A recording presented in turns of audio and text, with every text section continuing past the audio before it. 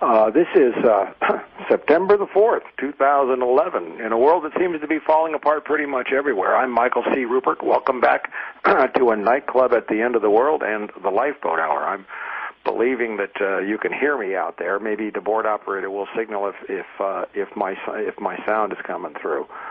Okay, well, I'm just going to speak directly to the board operator and say that we may have a problem when we try to bring Peter in. If we do, we will stop. I will change some equipment, and we'll try to do something to make sure this is a very important show tonight, an extremely important show. I want to start by honoring two wonderful assets of CollapseNet, who are both longtime friends of mine, have known for a long time. If you're CollapseNet members and you know now that we are the most useful news organization in the world, but there's two people who are key in bringing you the incredible flow of information that we bring to you on a daily basis, sometimes almost 24/7, and that's the wonderful Jenna Orkin in New York City, and the indomitable rice farmer, my dear friend, an American living in Japan, who we have a lot in common, and he has just been an absolute rock. I'd like to honor them both tonight. And they're both, by the way, you know, last week we were down because we had a hurricane passing through the Northeast, which pretty much played out like we thought it would at CollapseNet. FEMA is broke. That's what I was telling you was going to happen, and businesses are failing, and there's a quiet disaster happening throughout the region. FEMA is just out of money, and it's been said in press stories that, as we predicted, that the money to rescue the people in Vermont and help them rebuild is going to have to come out of other places, like social programs. That was just a footnote in a couple of stories. But on CollapseNet this week, we also reported to you that the federal flood insurance program is insolvent. So there's a lot of people who think they're going to get bailouts from Uncle Sam. We're going to be disappointed very soon. But things are moving with incredible speed, and we know that we can all tell that the tempo of events, the frequency of the body blows is increasing. And the body blows are coming from all directions. Last week we only had one hurricane to deal with. Now we have Tropical Storm Lee and Hurricane Katya, which looks like she's going to bounce off without doing much damage. But in Japan, Typhoon Talus, which is where Rice Farmer is, has dumped like 17 inches of rain in 24 hours, and it's killed at least 20 people. We have floods, droughts, earthquakes, hurricanes, out-of-control wildfires, and these events are coming just as rapidly now as the economic blows are coming. And sadly, it's not being covered very much everywhere. How quickly the world is moving towards a global conflict, which looks like it would wind up pulling the United States, China, Iran, Russia, everybody into it. We've been bringing that information to you. So time now is precious. And I can't help but observe that the quickening which is taking place in events. I mean, it seems like we had long drum beats, like between 9/11 and the invasion of Iraq and the tsunami in the Indian Ocean. You know, there were years, but now there's not so much time in between.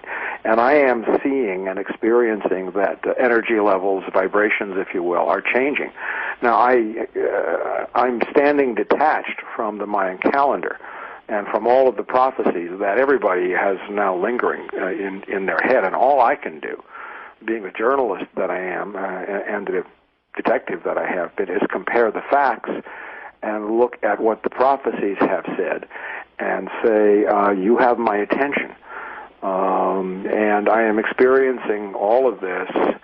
Of course, it's painful to watch the suffering, much of which is needless. Until you change the way money works, you change nothing.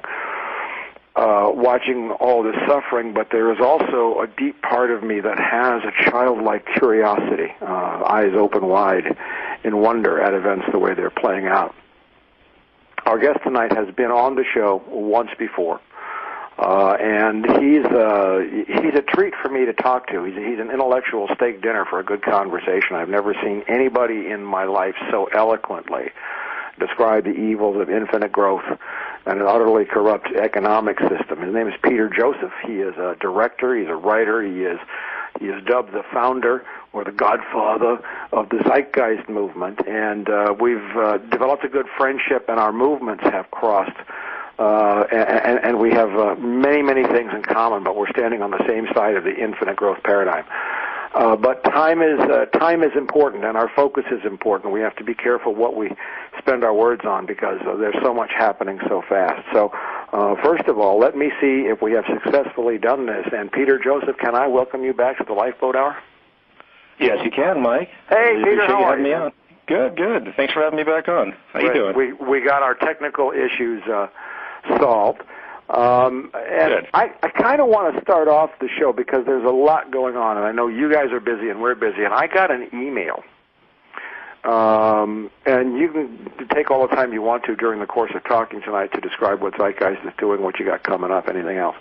But there's a Zeitgeist member named Lee Deathcare Nelson who sent me an email. He's also a CollapseNet member. And he wrote this. He wrote, I'm a paying member of CollapseNet and also a Zeitgeist member, and I would like it, if possible, to ask Peter about street activism. As you know, the movement likes to be involved in street activism, and with more protests emerging, Zeitgeisters will be on the streets. But your good self have advised us to stay away from these in your latest blog, Say My Name. What does PJ think? Does he even believe we are in collapse? I do. Peter, that kind of seems like a way to open this up so that we can have a good talk. Sure. Well, obviously, I've talked about it. Zeitgeist moving forward, by the way, it was just hit 10 million views in 7 months, and thank you again for your contribution on that. Yep, that's just one post. We obviously mentioned that. I obviously mentioned that in that film at great length at the very end as far as the looming collapse from many different angles, which, again, we can expand upon from the unemployment collapse to the energy collapse to the debt collapse. As far as protest things, well, I think protests in general, they serve a unique role for attention. They have worked in the past, and I think there's good historical precedent for it. But we need really an educational approach to this. That's why the Zeitgeist Movement approaches the public through many different event structures. Instead of, yelling at the street, holding up signs, there's a place for that, and we have... When we in the movement work and engage protests, we don't usually generate the protest, but we go into it and we work to be a part of it and also talk to the people that are protesting and make sure that they know what's going on, because you know how people can be. They can get really angry and irrational. We see all sorts of upheaval across the world right now. And the question is, whenever I see this, is like, do they really understand what's happening? Do they really know what to expect? And do they know what the solution might be? And then if those issues aren't met, then they might as well just be yelling at a brick wall. Exactly. There's a big difference between protesting and rioting, by the way. I just thought I would make that distinction for me and my listeners. I mean, I do not want to see any violence anywhere, and I'm really afraid of what the government intends after that. Peter, let me ask you this. Obviously, within the last year or so, or certainly since the last time you've been on this show, things have gotten a lot worse out there, pretty much in accordance with a model I've devised and which we use at CollapseNet. Is Zeitgeist aware of and or responding or adapting in any way to outside events right now, the collapse that's taking place? Well, I would say so. I mean, we've stepped up our educational initiatives. I mean, at the end of the day, it's really, we can't do anything without the public understanding what's happening, and that's why I continually reiterate that. As far as the way things are going, the three issues that I pointed out: unemployment, energy, and debt. All of our materials continue to cycle this through. All of my talks always go through this process because what it reveals is a failure of a paradigm, which in my mind, we can talk more about this, was always a failure. The entire system we live in was a failure from the very beginning, but it didn't have the type of environmental and biosocial pressures, meaning we lived in infinite growth assumptions, as you always point out. Everyone's always assumed with all of our social models that we will never run out of anything. We'll never be able to not overcome some type of problem. How foolish. This is... Yes, of course. I mean, that's not a total assumption of history. I mean, obviously we had First Nations people, they were smart enough to understand this stuff, but we've become so messed up and distorted. I mean, normality is distortion today. So anyway, in all of our materials, we always reiterate all of that. And I think we have, in your approach, in your communication, you have a variation of the theme that we approach with. And I think that's a great thing because we tackle the same idea but from different angles.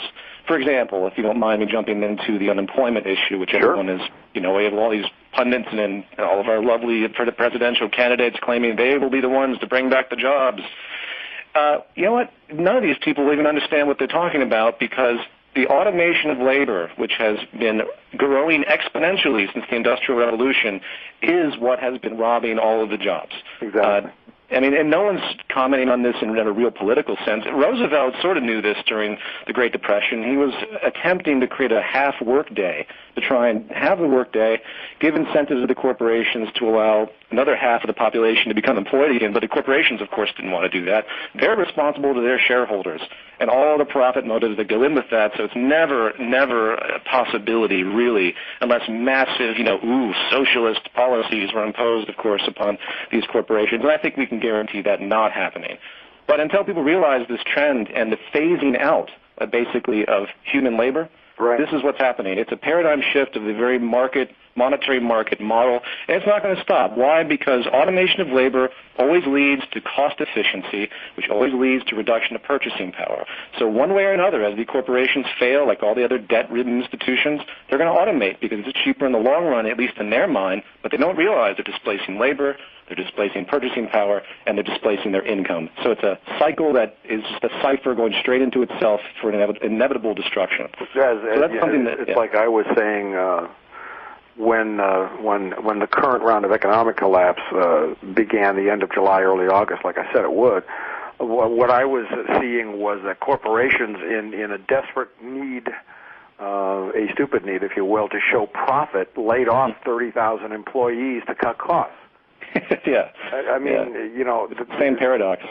There is an insane, deadly logic that kind of leads one to suspect that the only way that this system will ever be satisfied is by killing everything.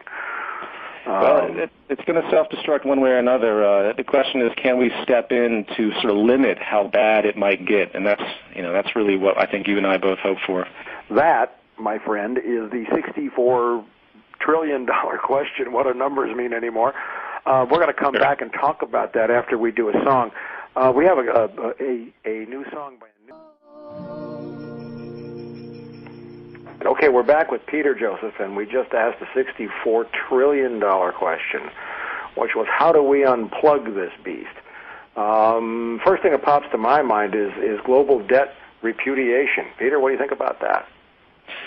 Yeah, I'm imagining, somebody with a hint of sanity walking up in front of the United Nations say, hey, guys, why don't we just cancel all debts before it strangles us to death, Yeah. I often use an example in my lectures about a little island with a bunch of shells, and then they realize they're charging interest that doesn't exist, and they make a very easy point out of it, but it's amazing to me how people don't see the flaw in this very simple mathematical equation that we've been doing. Well, yeah, I mean, it's like all these ones and zeros that are, in a sense, mythical. They're ethereal beings, these ones and zeros, this fiat currency. And yet this spirit, if you will, that's kind of like defining God, because they determine what happens in our material world. Mm-hmm. And we worship the money like a god. I think that's why the eyeball's right on top of the pyramid. It's the big joke. Money is laughing. I'm the god. I'm God. In God we trust. God we trust. In me. I'm money. But it's clear that, to me, that a proactive approach is needed now to unplug this paradigm, which is systematically eating everything and leaving us less and less to build with, and less time, less resources to implement some of the great things that Zeitgeist Movement seeks to do. Sure. So how can we get proactive? Well, I mean, I hate to sound redundant, but until people understand the problem, which is one of the first things I talk about in lectures that I give, is try to point out this debt issue. The first thing I'll mention to any political figure or anyone that I see that's even remotely close to such institutions. In fact, I recently asked somebody at a fundraiser I just happened to be at who was running for president on the Republican side. I brought up that exact question, and of course, his hands, he had no idea how to respond to such a thing because they don't even think about it. They don't know how the internal dynamics of the economic structure really works. Ron Paul is one of the few. Yeah. You know, I mean, obviously we need to vote for Ron Paul if he gets up there. That's the first minor thing we could do if we want to engage the political system. But, you know, in the end, until full debt forgiveness is realized as the only solution, we're just going to continue this slow grind. We're not going to be able to afford all the things you mentioned earlier in this broadcast as far as the natural disasters that are steeping up. You know, we're in this grind, and we're eventually going to go exponential, because the exponential collapse, as I would call it, because between the unemployment, the energy, and the debt issue. Energy, unlike employment and debt, energy is fixed. We know peak oil is confirmed. You know, the German military think tank just leaked something recently that confirms 15 years. We've seen this confirmation everywhere, and we can see it in the behavior of all of these institutions as well. So, you know, that is the fixed element, which, again, not to ramble here, but goes on to the war issue. We're going to have real wars eventually, not like World War I or World War II, not contrivance wars. We're going to have wars for survival. Maybe that's not very, going to be pretty. Soon. It wouldn't surprise me. Just all it takes is one incident, you know, however you want to interpret that one, given we come up on the anniversary of 9/11. But the political powers that be are scratching their heads trying to figure out how they're going to maintain their establishment by all means. And it's frightening to see how much money is being spent and how those increases have continued despite economic collapse in all the dominant powers. So, but back to your point. I'm sorry, go ahead. All of which is more rapidly diminishing resources for the wrong purposes. Yeah, obviously. I mean, what else is new, you know? One of the things we talk about as an aside, you know, if you just think about all that energy and time spent in the military-industrial complex, brilliant scientists, brilliant in the sense of their skill set, not brilliant in their social awareness, obviously. If we applied that toward a renovation of renewable energies, we applied that towards creating a system that's actually sustainable, we could do it very, very rapidly. And that's a very important part, the other side, if you will, of what the Zeitgeist Movement is talking about. We just have to get our priorities straight as the human civilization that we are, forget all the old baggage, and God, if we can just get ourselves in line with a real path. I mean, as easy as it sounds, obviously it's the most difficult thing in the world, but this is the frustration and what we bang our heads against every day. I'm seeing a couple of optimistic signs. Recently, there's a columnist named Paul Farrell who writes for Market Watch, and he's a pretty cantankerous, cranky guy, and he's pretty fun sometimes. But this week, we had it on the World News Desk at CollapseNet. He posted this scathing rip-apart of the infinite growth paradigm, all the fraud. And what I commented on for our members at CollapseNet was, I said, at long last, many voices are becoming one. And that's been kind of something I've been pursuing through CollapseNet and through this radio show, is that that our CollapseNet members, the Zeitgeisters, the Transition U.S. movement, the environmental movement, can all ultimately say with one voice, and I'm hoping that the quickening brings us that. Absolutely. So that we can join together. I'm sorry. Go. I was just going to say real fast that it reminded me what you just stated of a Carl Sagan quote of about 25 years ago, when the early onset of CO2 emissions and all of that stuff with global warming, as we sort of call it today, was starting to hit the scientific community. And he said in a very prophetic sense, he said, the problems that are going to arise from the system that we have now are going to force humanity to eventually come together to share at least a fundamental value set. And that, even though it comes out of, you know, a sort of destructive chaos, that will be a very positive place to be in if we can survive once, you know, we get to that point. So we have to get to that point, and we have to get through that point. Yeah. And right now, all of this quickening brings with it something that I know you'll find interesting, and I think it's important enough to talk about, is that I think that it's very clear to me, because I have my antenna out, you know, everywhere, that Zeitgeist is very effective. It's obvious. You have members in 70 countries. You know, 10 million views for Zeitgeist 4, which was a pretty good movie. I'm not saying that because I'm in it. But you're effective, and that scares people, and so am I, and that scares people. But it appears that you and I have both attracted the cunning wile of a guy named Alex Jones. And I think it's important to talk about that for a minute, because of the approaches that they're taking. Sometimes you measure people by their enemies. and it's important to talk about that. He's thrown some really lame stuff at you, but he's not coming after me that way. He's spending enormous amounts of money producing films and videos and copying almost all of my work with a few exceptions. He will not acknowledge peak oil. He does not disavow the infinite growth economic paradigm, and he doesn't believe that climate change is man-made. Other than that, gee, he's perfectly one of us. I'm not sure about that last point either in the sense of value system, but what I will say is there are many people out there that sort of paint this picture of themselves as being, quote, truth seekers, that they want a better world, but obviously their actions don't relate to anything scientific. I mean, scientific really is the ultimate truth. If you're willing to investigate, question yourself, question everything that you know, and allow the objectivity to come through.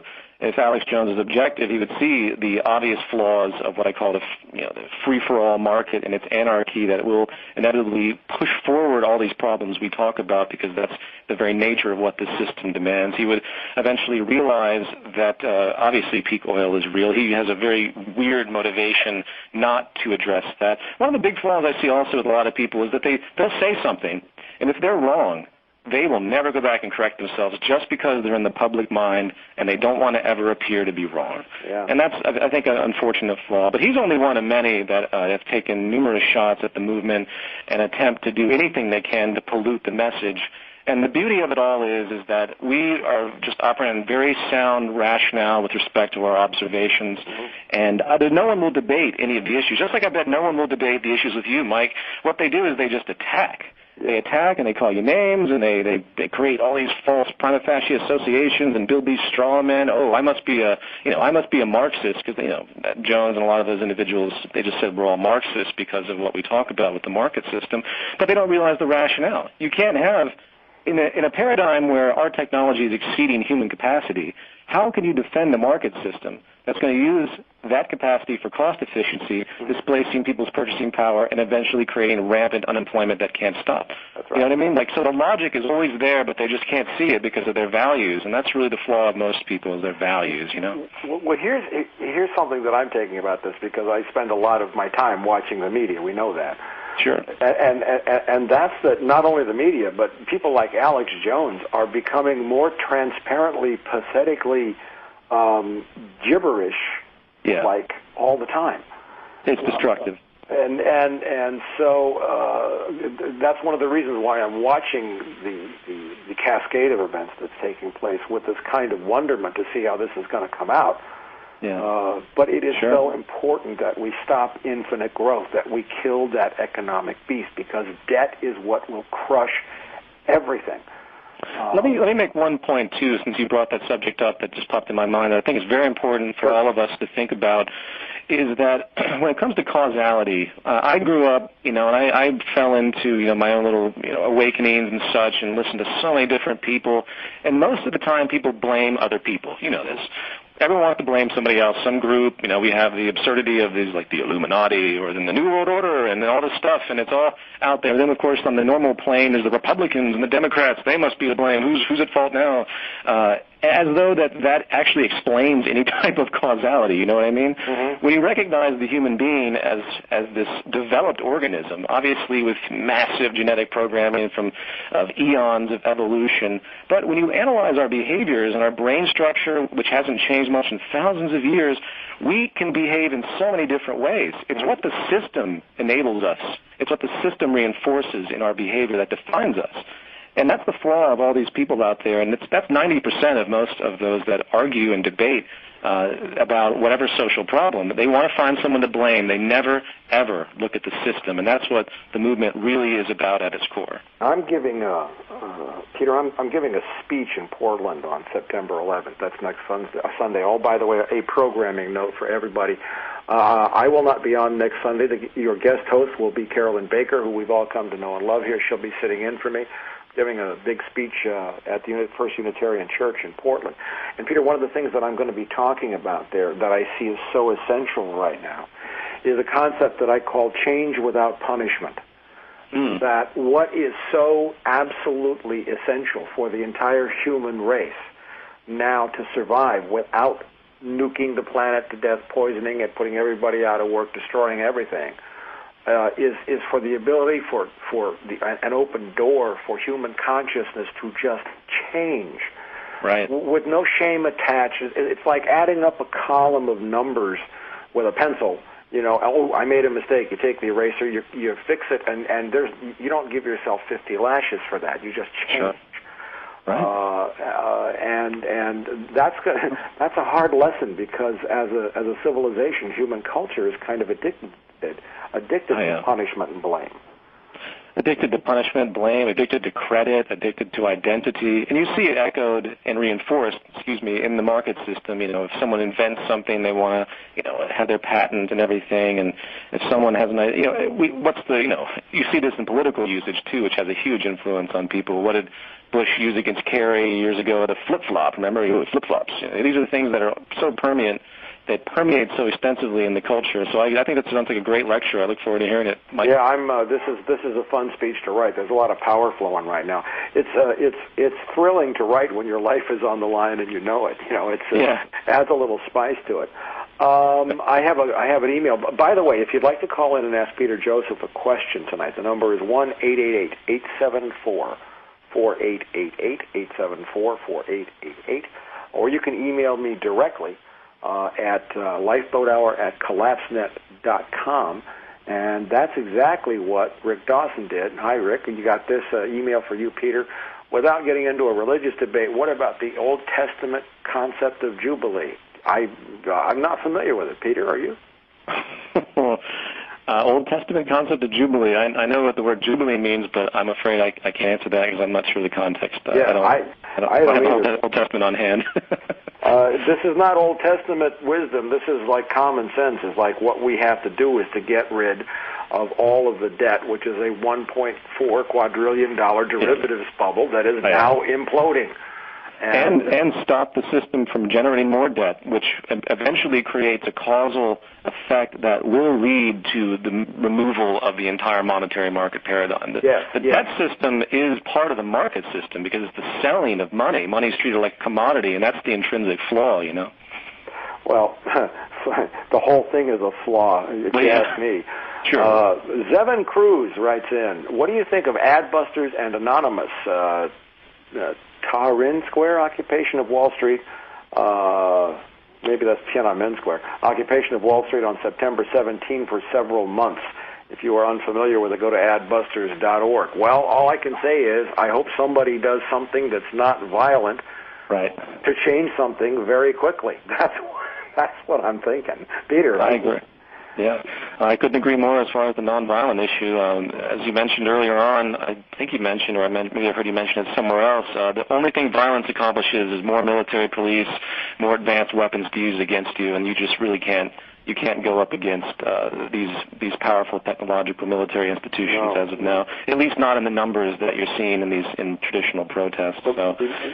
The military now has area denial weapons that include infrared beams that make you feel like you're getting a third-degree burn and ear-splitting sonic waves, and they're just itching to use that stuff. Sorry, Peter, I cut you off. Horrifying.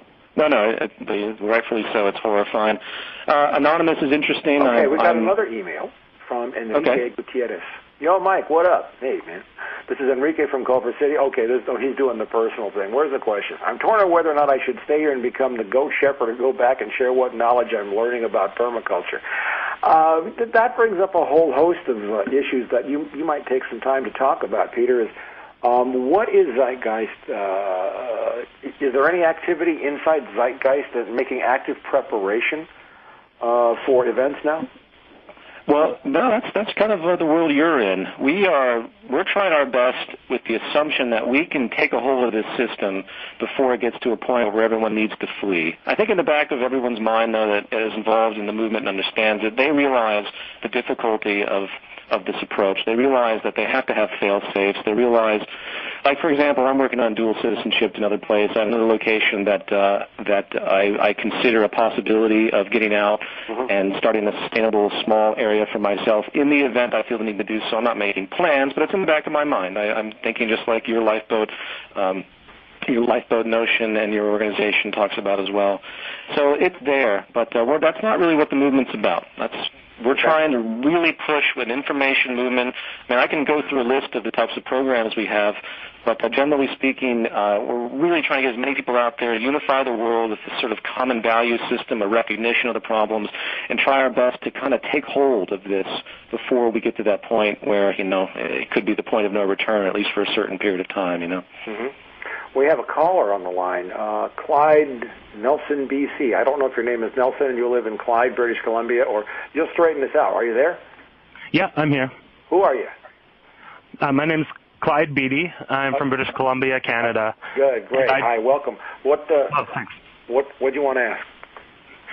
Okay, I just read on a Zeitgeist forum recently that a group of about 90 members put forward a proposal, and Joseph said that he isn't going to recognize the group anymore and doesn't like the way they're trying to bureaucratize things. And I'm just wondering if Joseph could talk about that and his views. No, because basically it's not worth the conversation for this radio program. It's an internal argument amongst people that have ideas for coordination, and it's not worth the audience to listen to.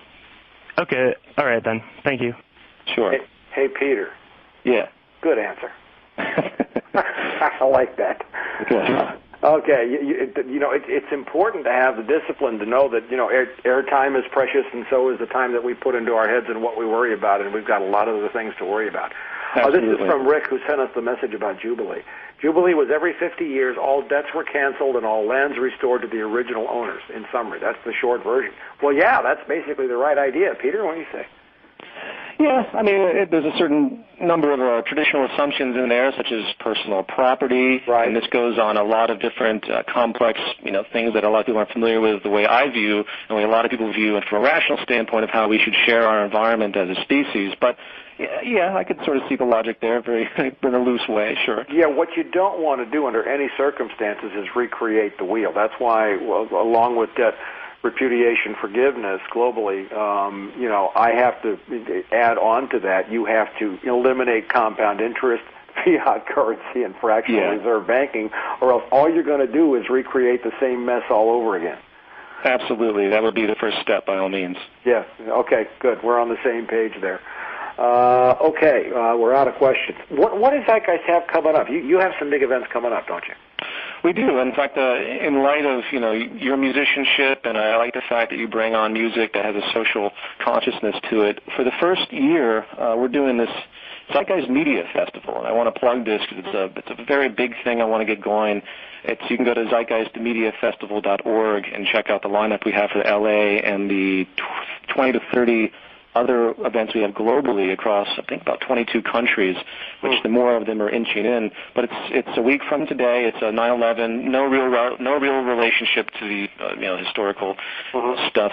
But it's going to be an all-day event in Los Angeles, and of course mirrored across the world, where socially conscious artists can come together and communicate an expression, in the hope that the audience will kind of feel that expression. I believe the arts and the Renaissance, for example, are really the initiators of social change more than anything else. It takes that kind of, it's the experimentation and everything in science really is an art form in a lot of ways too, at least in its earliest stages of thinking outside of the box and being creative.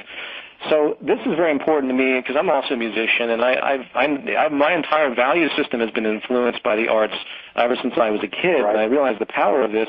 We can look to politicians for influence, but if you really look at where most of the people on this planet get their values, it comes from the media that they see, at least at this point in history. Just recently, I kind of threw a little hissy fit, and I kind of called out my whole generation of musicians.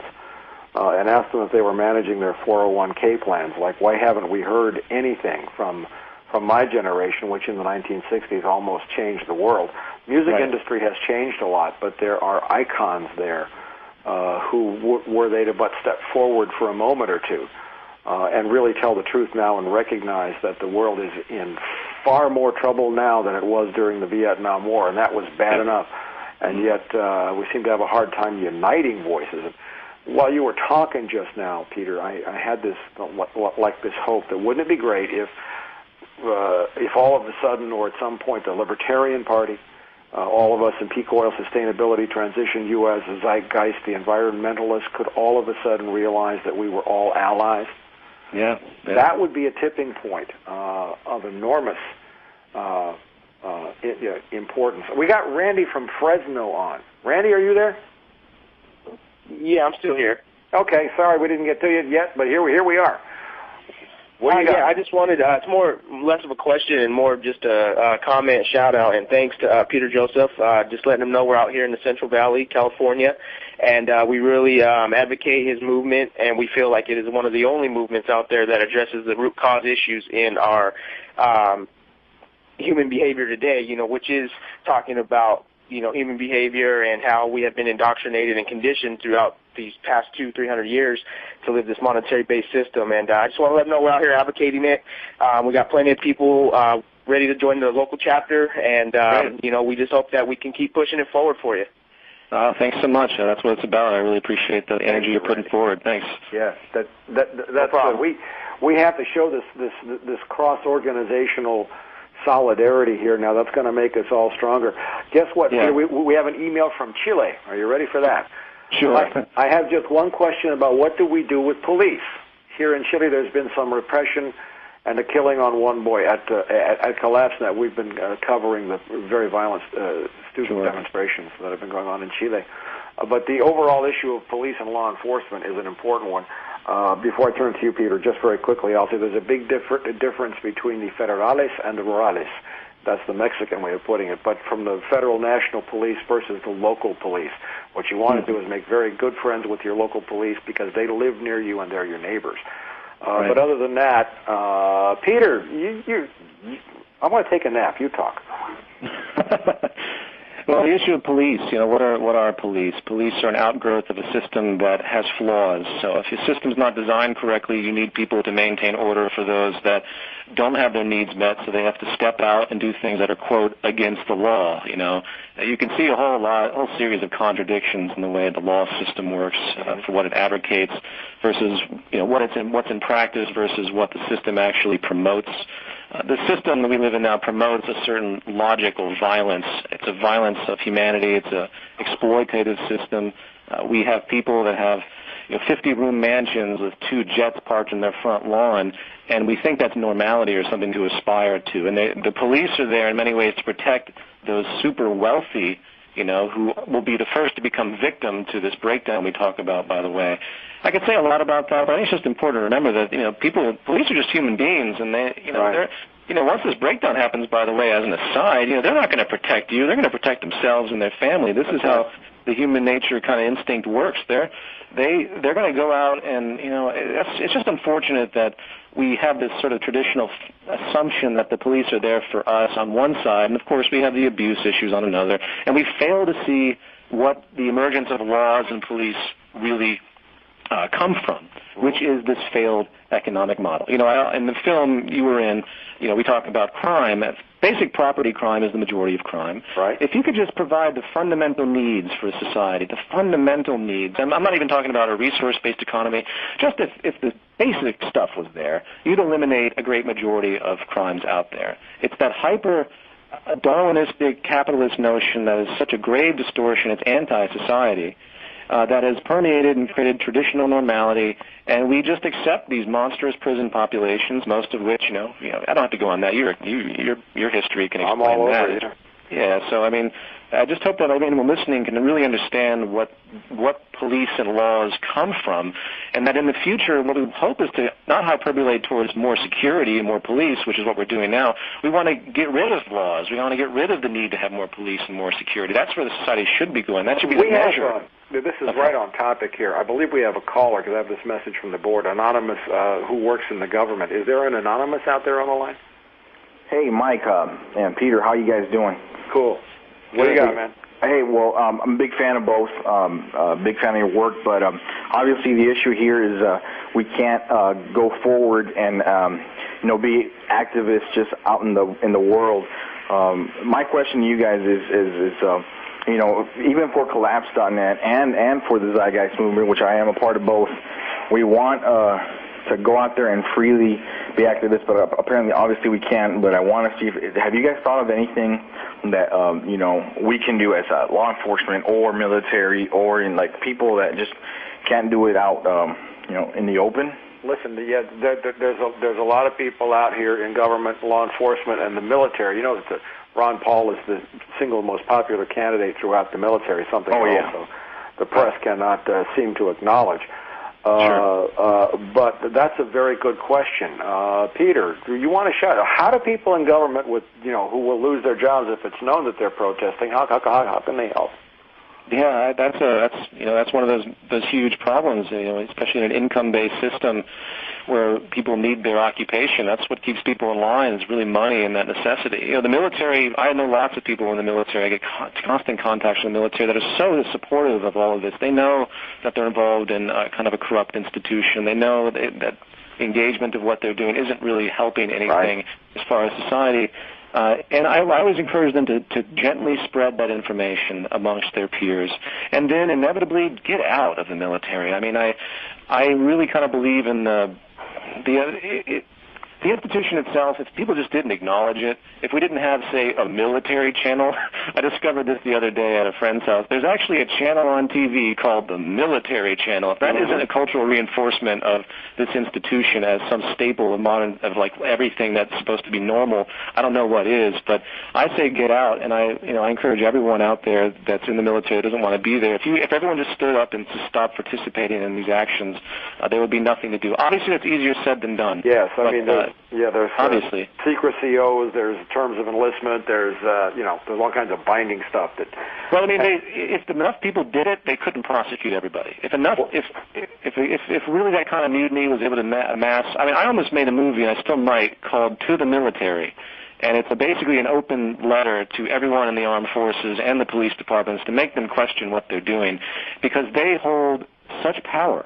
If the military, we talk about all the things that could happen in oppression. Once the military understand that this collapse is going to occur regardless, once the police forces, once all the basic security institutions understand that this is going to happen anyway, they need to make a decision. Do they support the current system and protect, the interests of the corporations, or do they turn it around and do they force the hand and start to work with the people and try to get a new system in place through that leverage of the military's angles and weaponry and everything else. I hate to say that, I don't mean that in a violent sense, but just like those coups that have occurred where they manipulate the military and the military goes along with it, like with Hugo Chavez, the military finally snapped out of it and they said, boom, we're not going to tolerate this, and they turn right back around on their masters, and I think that's a hopeful assumption. So I we'll see what happens. That the turning point will come when people in law enforcement, people in government, the machers, the ones who make things run,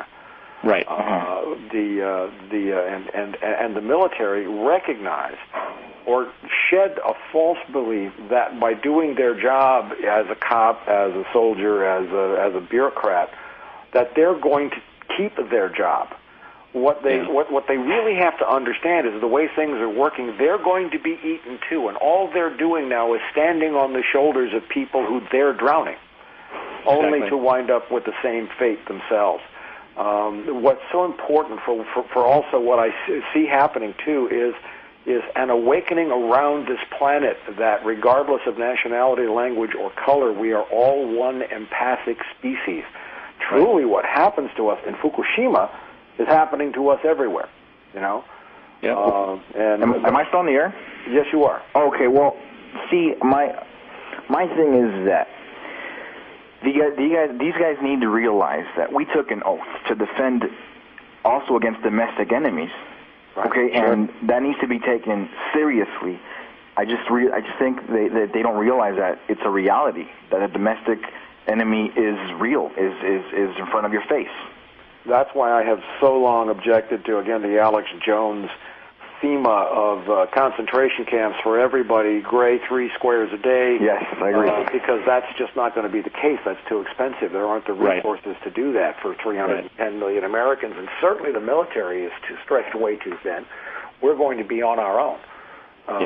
So, just keep watching and doing what you can. We appreciate, and I get a collapse net especially a high volume of traffic, Anonymous, from various parts of the government and law enforcement and the military. And just know that you're not alone. Right. And there's a list of people that, they come to me and at some point, oops, what's going on? I've lost my sound. And at some point, there's going to be a massive awakening. We have another email, too. We go down about the last 5 minutes of the show. We've gone through the station break to make up for the time we lost.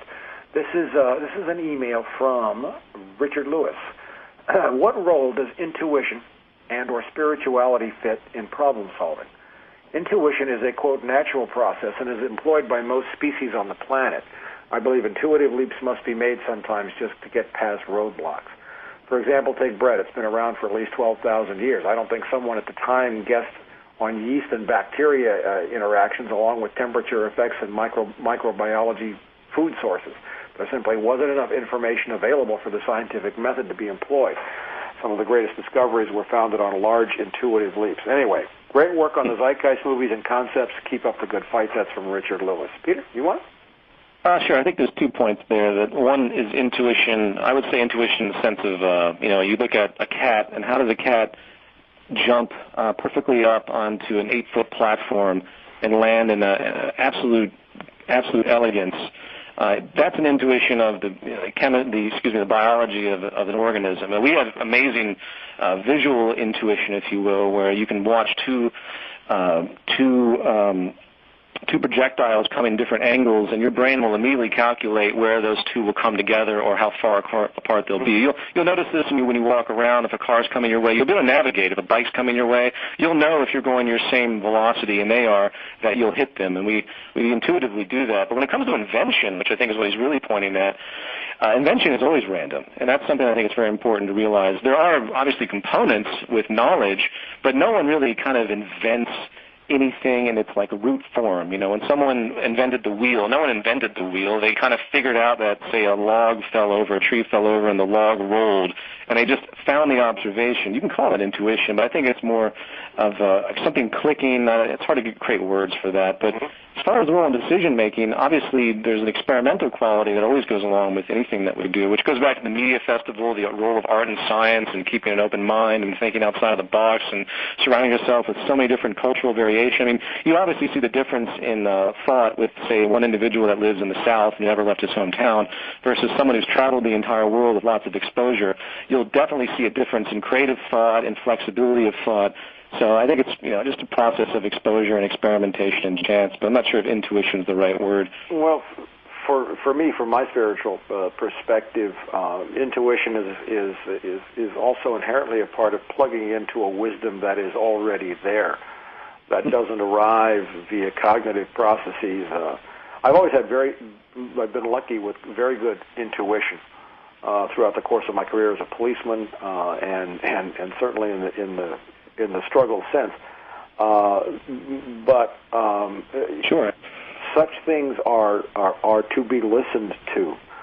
Inspirations now, I think necessity is the mother of invention, and it's true that in all times of great human conflict, some of the best new ideas are forged, if you will, or hammered out in the crucible of the hard times, and that's kind of what I predicted coming in the movie Collapse, is that, like Zeitgeist Movement, for example, like new wisdoms, maybe old wisdoms, that maybe the semantics are not important, but the awareness of so many other options being available, which is ultimately hope-giving.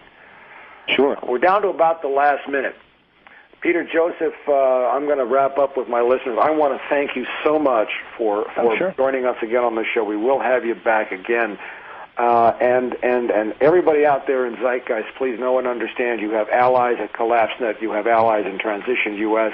We have allies now in the Libertarian movement, and certainly with Ron Paul, who is recommending the right financial steps to liberate what we need to liberate now and get doing the things we need to do. Peter, you're a big part of this movement. I want to thank you so much for joining us tonight.